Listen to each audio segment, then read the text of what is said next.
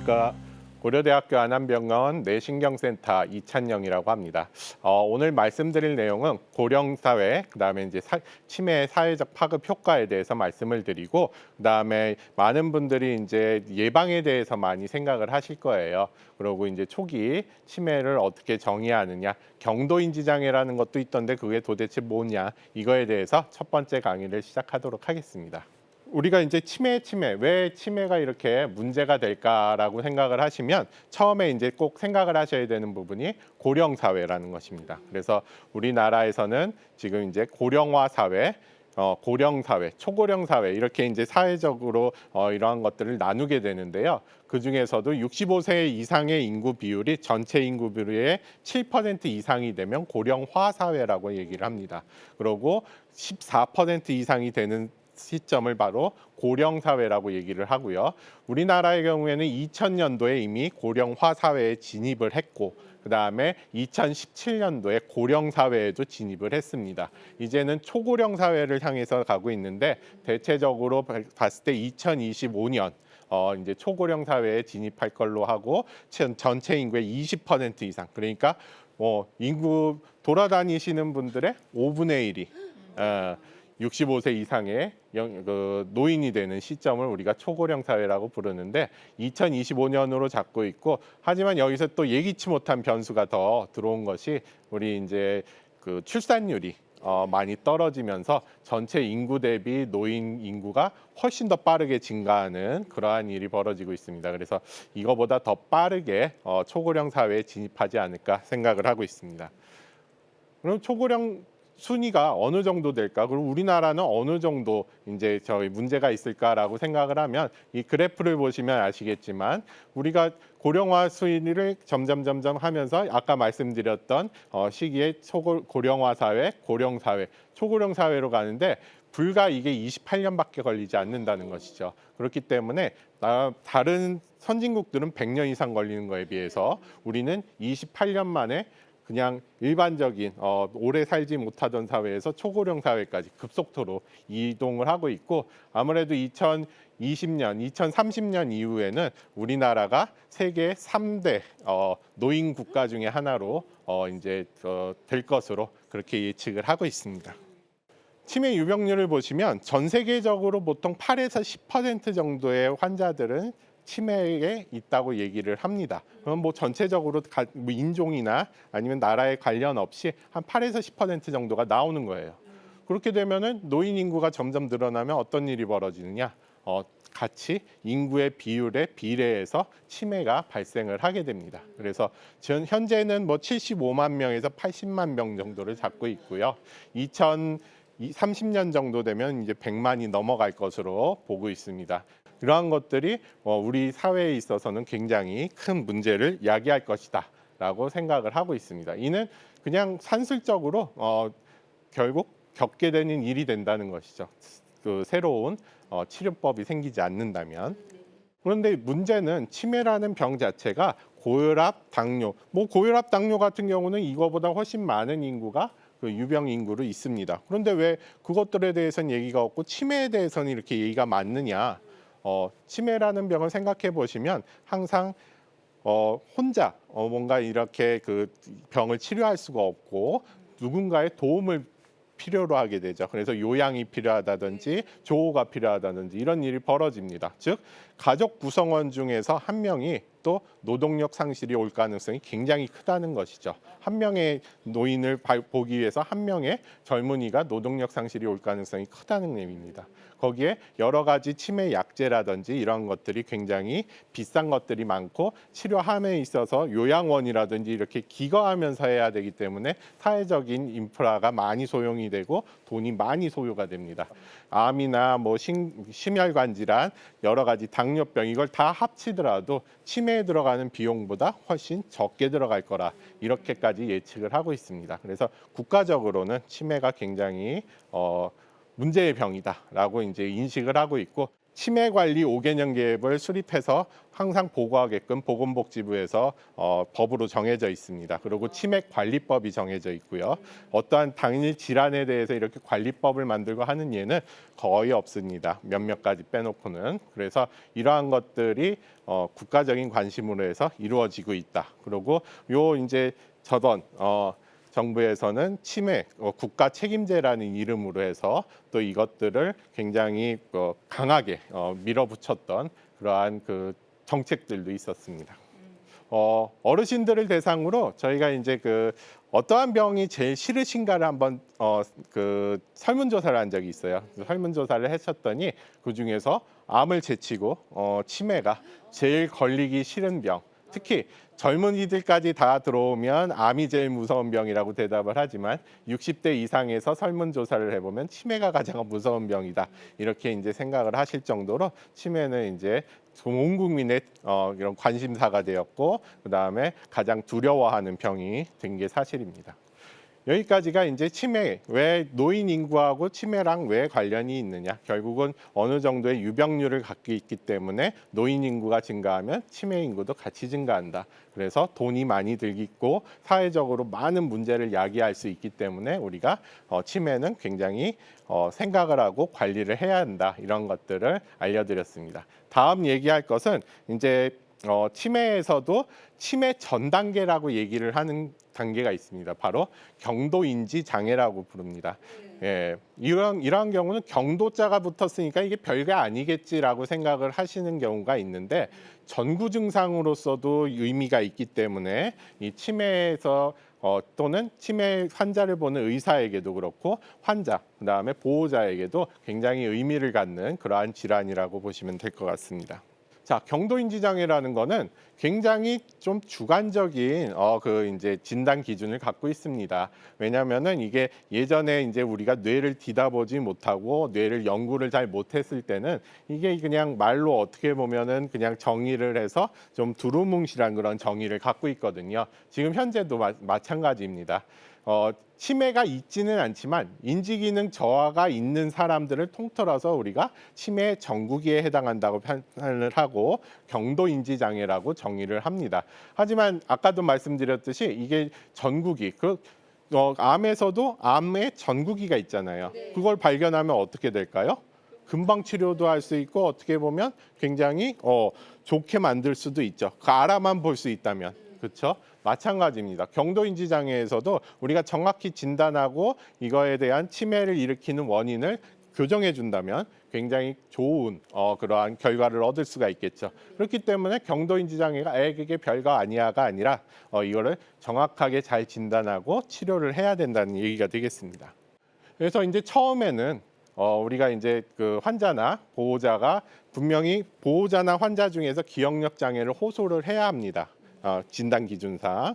두 번째로 우리가 인지기능 검사를 했을 때 표준 편차로 1.5 스탠다드 데비에이션, 즉 1.5 표준 편차 이내로 해서 기억력이 저하가 돼 있으면 의미 있는 기억력 저하라고 생각을 하고 그걸 경도인지 장애로 정의를 하게 됩니다. 거기에 전반적인 인지 기능은 다른 것들은 다 정상적이지만 일상생활도 잘 하시고 있는 상태인데 기억력만 똑 떨어진 상태, 이러한 것들을 처음에는 경도인지 장애라고 진단을 했습니다. 그중에서 기억성 경도인지 장애가 굉장히 중요하고 기억성 경도인지 장애를 잘 기억하시면 좋을 것 같습니다. 그런데 이제 다른 종류의 치매들도 많이 있었어요. 그렇기 때문에 이것들을 경도인지 장애에서 기억성 경도인지 장애라고 하면 나중에 이제 알츠하이머병이랑 연결이 되지만 나머지 치매들은 이게 잘 걸려들지 않는 단점이 생깁니다. 그래서 이거를 좀 더 포괄적으로 하기 위해서 그 객관적인 모든 인지 기능에서의 저하가 어느 정도 있으면 그게 한두 가지의 저하가 있고 그게 일상생활에까지 영향을 미치지 않고 있으면 우리가 경도인지 장애라고 하자. 왜냐하면 다른 종류의 치매들도 잡아내야 되겠다. 이런 식으로 이제 그 정의가 좀 더 커지고 그렇게 정의가 되고 있습니다. 그래서 예전에는 우리가 이제 저 표에서 보시듯이 우리는 치매라는 건 정상 상태가 있고 경도인지 장애가 있고 치매가 있고 이렇게 딱딱 떨어져서 생각을 했었어요. 하지만 환자들을 보고 이렇게 봤을 때 어느 순간부터 이 사람이 경도인지 장애고 어느 순간부터 치매, 이렇게 딱 나눌 수가 없다는 거죠. 그래서 우리가 스펙트럼 디스오더라고 얘기를 하고, 그래서 우리가 이해하기에는 무지개, 빨간색하고 노란색하고 이제 변해가겠죠. 그러면은 진짜 그 뒤다 보고서 어디서부터 노란색이야 하고 딱 갈릴 수 있을까요?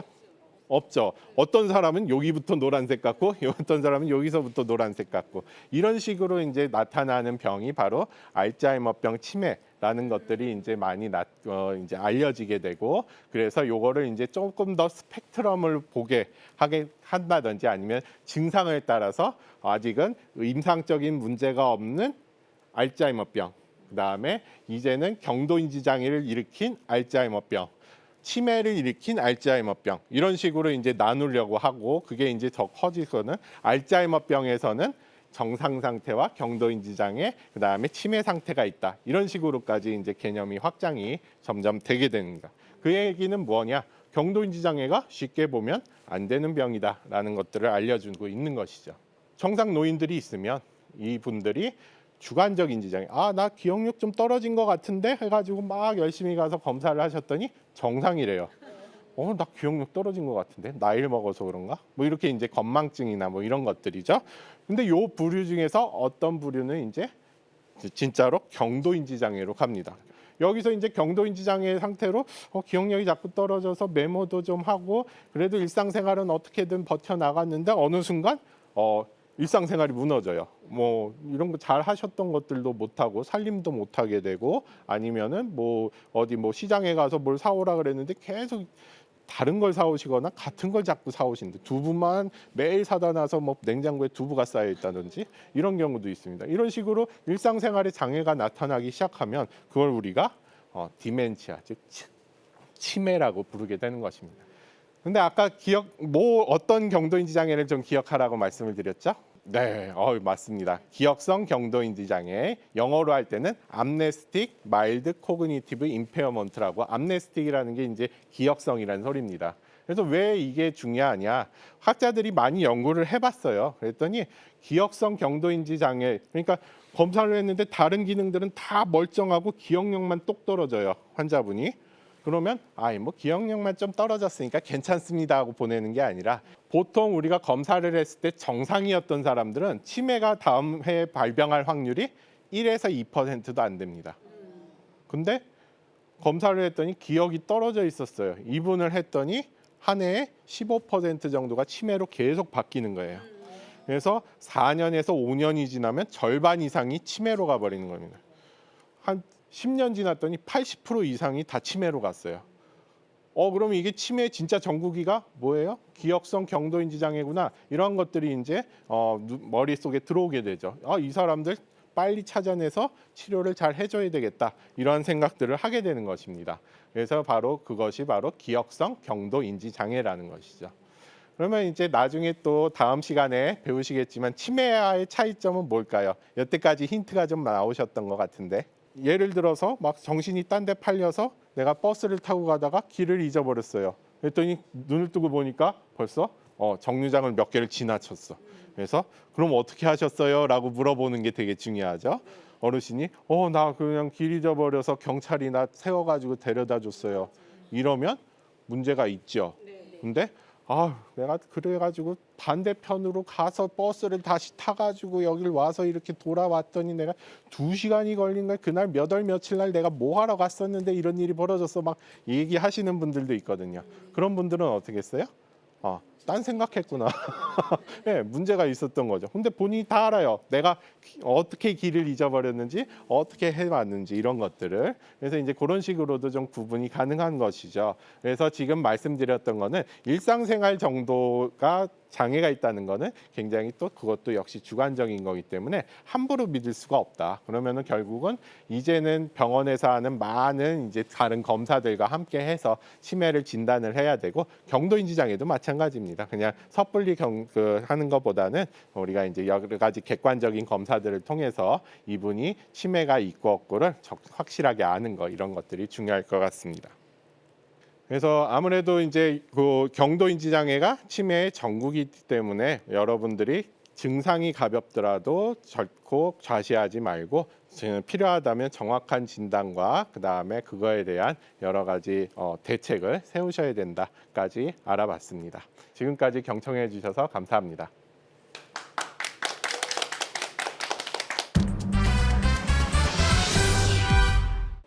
교수님, 오늘 강연 정말 잘 들었습니다. 네, 감사합니다. 저는 이 노년기에서 가장 두려워하는 질병이 치매라는 것을 오늘 처음 알았어요. 네. 네, 그래서 이렇게 너무나도 유익한 강연을 들었는데 그런데 제가 궁금한 점이 하나 생겼거든요, 교수님. 네. 그 경도 인지 장애를 이 판정을 받고 나서 10년 안에 또 치매로 진행이 된다고 이렇게 알고 있는데 그럼 경도 인지 장애 환자가 치매를 예방하려면 또 어떠한 노력을 좀 기울이면 좋을까요? 네, 일단은 우리가 의학적으로 약이 좀 존재하고 그냥 치료를 할 수만 있다면 좋겠는데 아직까지 경도인지 장애 환자가 치매가 걸리기 전으로 넘어가지 않게 막아주는 약은 개발이 되진 않았습니다. 네. 결국은 우리가 이제 일상생활에 있어서 치매를 예방할 수 있는 그러한 그 생활 태도가 굉장히 중요하다고 볼 수 있겠죠. 그래서 기본적으로는 우리가 뭐 다 아시는 겁니다. 일단 술, 담배 하지 말으셔야 되고 그다음에 음식도 빨간 육류보다는 등푸른 생선이나 여러 가지 해산물 그다음에 그 이제 그 빨갛지 않은 고기들을 위주로 해서 드시라고 얘기를 하고요. 기름 종류에서도 버터나 이러한 그 동물성 기름보다는 그다음에 그 약간 그 포화 지방산이나 이런 것들을 드시는 것보다는 우리가 좋은 기름, 소위 말하는 오메가3가 많이 들어 있는 그 이제 등푸른 생선이나 아니면은 그 이제 또 여러 가지 이제 그 지방산 중에서 좋은 패티 엑시드라고 부르는 숏체인 패티 엑시드라고 부르는 것들이 있는데 그런 것들은 바로 요 이제 견과류에 많이 들어 있습니다. 그래서 그런 것들을 좀 섭취해 주시면 좋다고 돼 있고요. 그다음에 야채 위주의 식습관, 그다음에 지중해 식습관. 그런 것들은 뭐냐면 보통 여러분들 보시면 뭐 올리브유에다가 많이 이것저것 해가지고 나오는 것들 그런 것들이 이제 지중해식 식습관인데 그런 것들을 하면 이제 치매 예방에 굉장히 도움이 된다고 하고요. 그다음에 마지막으로 규칙적인 운동, 그러고 사회생활 요거를 잘 해주셔야지 경도인지 장애에서 치매로 넘어가지 않게 여러 가지 좋은 생활 태도를 가지실 수가 있습니다. 네, 다양한 치매 예방법에 대해서 말씀 주셨습니다. 혹시 방청객 어머님들 중에서 궁금하신 점 있으신가요? 안녕하세요. 네, 제 주변에 보면 그 건망증 때문에 굉장히 어려움을 호소하는 분들이 많으신 걸로 알고 있거든요. 근데 이 건망증이 빨리 오면 혹시 치매도 빨리 올 확률이 높을까요? 사실 기억력 장애에도 말씀하셨던 건망증도 있고 진짜 병적인 기억력 장애가 있습니다. 그래서 그것을 사실 구분해 주시는 게 더 중요하고요.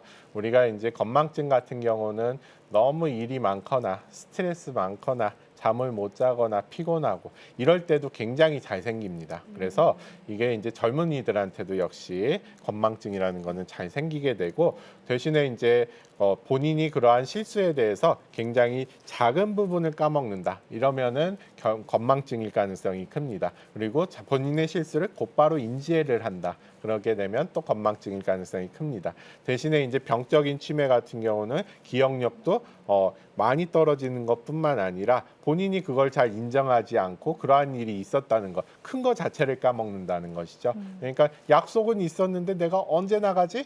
이거를 까먹는다 그러면은 그건 건망증 가능성이 많은 거고 내가 언제 약속을 했어 너하고? 이러고 나오면 치매 가능성이 큰 거죠. 이런 식으로. 그런데 난 그런 적 없어. 끝까지 얘기를 해줘도 난 너하고 약속한 적이 없어. 이러고 나오면 치매 가능성이 큰 거죠. 그런 식으로 이게 위험한 기억력 장애인가 아니면은 진짜 병적인 장애인가 그것을 구분하는 게 더 크다고 생각하고요. 20대에도 건망증은 생길 수 있습니다. 네, 이렇게 쉽게 풀이해서 설명해 주시니까 귀에 쏙쏙 들어온 것 같아요. 감사합니다. 네, 근데 시청자 여러분들께서도 궁금증이 많으실 것 같은데요. 시청자 여러분께 꼭 기억하였으면 좋을 한 가지 말씀 주신다면요? 치매란 질환도 역시 무서워하지만 마시고 적절하게 대책을 세우고 그다음에 앞으로도 의학이 점점 발전하면서 많은 좋은 약들이 지금 개발되고 있습니다. 그래서 나빠지지 않고 잘 버티시고 안 좋아지지 않고 잘 계시는 거 이러한 것들이 되게 중요하고 웰빙 생활을 하시는 것들이 중요하겠죠. 그러고 나다 보면 언젠가는 또 병이 없으신 분들은 상관없으실 거고 병이 있으신 분들도 좋은 약 잘 개발돼서 치료법 잘 개발돼서 거기에 대해 많은 혜택을 받으실 수 있는 시간이 올 것이라고 믿습니다. 네, 벌써부터 다음 강연이 기다려지는데요. 다음 강연은 어떤 주제인가요? 다음 가면은 이제 경도인지 장애까지 알아봤으므로 이제 치매란 무엇인가에 대해서 다시 한번 설명을 좀 드리도록 하겠습니다. 네, 다음 강연도 정말 기대해 보겠습니다. 함께해 주신 시청자 여러분 고맙습니다. 오늘도 주님 안에서 승리하는 하루, 건강한 하루 보내시고요. 저희는 다음 시간에 찾아오겠습니다. 감사합니다. 이 프로그램은 동역자님의 복음의 트리 선교 후원으로 제작되었습니다. 선교는 사명, 후원은 동역. 당신도 복음을 전할 수 있습니다.